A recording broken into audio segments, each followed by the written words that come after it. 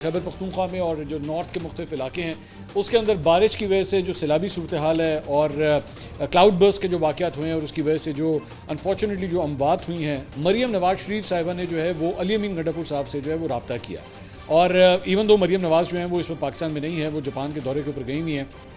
लेकिन मुझे पता लगा कि उन्होंने अली अमीन गंडापुर से रब्ता किया और तमाम तर उनकी इमदाद के लिए जो है उन्होंने एक जो है वो ये ऑप्शन उनको दी और उन्होंने कहा कि अगर आपको किसी भी किस्म की हेल्प की ज़रूरत हो तो हम लोग वहाँ पे मौजूद हैं। This was a very good gesture. मैं समझता हूँ कोई भी ऐसा कदम जो सियासी दर्जा हरारत को नीचे लाने के लिए जो है वो उठाया जाए, मैं हमेशा उसकी तारीफ़ ज़रूर करूँगा, क्योंकि at the end of the day मैं बार बार यही बात कहता हूँ कि end of the day we are all Pakistanis. It is not about Pakistan Tehreek Insaf, Noon League या पीपल्स पार्टी है, JUF है या MQM, it is about Pakistan. और मैंने अपने जिस दिन ये वाक़या पेश आया था और ये रिपोर्ट्स आना शुरू हुई थी तो मैंने उसी दिन ये बात कह दी थी कि सबसे पहले पाकिस्तान है, बराए मेहरबानी पाकिस्तानी बन के सोचिए। हमारे वो तमाम भाई, हमारे खैबर पख्तूनख्वा में मौजूद तमाम वो भाई, तमाम वो जगहें, तमाम वो गांव शहर जो अफेक्ट हुए हैं, हमें हर मुमकिन कोशिश करनी चाहिए कि उनकी मदद की जाए। तो मरियम नवाज़ साहिबा का मैं ये जो जेस्चर है मैं उसको बड़ा हाईली अप्रिशिएट करता हूँ कि उनकी जानिब से जो है वो इस तरह ये फ़ोन कॉल किया गया है अली अमीन गंडापुर साहब को।